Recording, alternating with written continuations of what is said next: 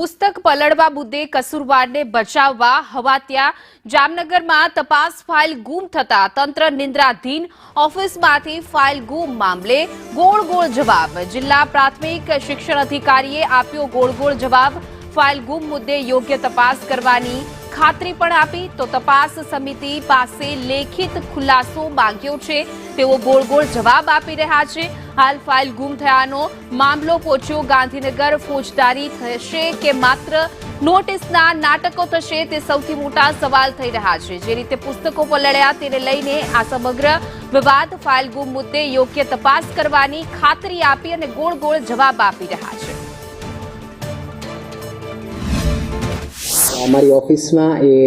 ચારે ચાર સમિતિના સભ્યો જે છે એ સામાન્ય રીતે મીટિંગ કરતા હોય છે। સ્થળ 100% જિલ્લા શિક્ષણ સમિતિ જામનગર છે, પણ ફાઇલ એમના સુધી પહોંચી છે એ બાબતે સરકારી કચેરીમાં કોઈ રેકોર્ડ જે છે એ આજ દિન સુધી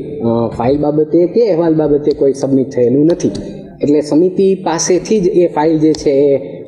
બીઆરસી કોઓર્ડિનેટર પાસેથી પહોંચેલી છે। એટલે હજુ સુધી ડીપીસી કે ડીપીઓને આ બાબતે કોઈ જ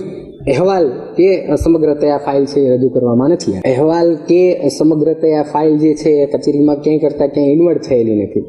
હાલ એ સમિતિ પાસે જ છે અને સમિતિ જે છે એ જ અહેવાલ સ્વરૂપે સમગ્ર ફાઇલ છે એ રજૂ કરશે। આમ છતાં જે ફાઇલ એમના સુધી પહોંચી છે તો એ બાબતે પણ લિખિત ખુલાસો જે છે એ સમિતિના સભ્યો પાસે